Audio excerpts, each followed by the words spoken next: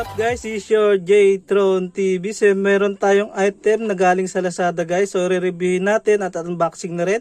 Then try na rin natin siya kung nagana. Ito guys is paano mag-charge ng ating cellphone gamit lang yung ating battery ng motor guys. So ating lumang battery ng motor. So gagamitin natin para i-charge yung ating cellphone, power bank at yung ating ilaw guys. So sa papamagitan lang nitong item na to guys na galing sa Lazada. So ilalagay ko na siya sa comment section yung link para doon na kayo mag-direct kung bibili man kayo. So hindi to sponsor guys ha. So para lang to sa ating review guys. Para kung sakaling magustuhan nyo, pwede na kayong bumili guys. So tara, try na natin guys. So bubuksan ko na to ang ating item guys. So itong item na to guys, so ito yung ating adapter. So ito yung magiging way para ma-charge natin yung cellphone.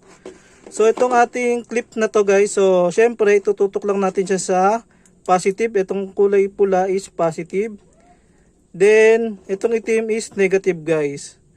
So magagamit natin yung luma nating battery ng motor sa ating pag-charge. Once na nawalan tayo ng kuryente, so pwede natin siyang gamiting alternative na charger guys or power bank ng ating mga gadget guys. So ito, nagbi-blink na po yung ating adapter. So tatry na po natin i-charge yung ating cellphone guys. So syempre, once na umilaw yung ating cellphone, so ibig sabihin nag-charge na siya guys. So kung nakikita nyo, charging na siya. So yan, nakikita nyo, charging na po yung ating cellphone guys. Syempre, tatry din natin sa ating power bank para makasigurado kayo kung nagana talaga.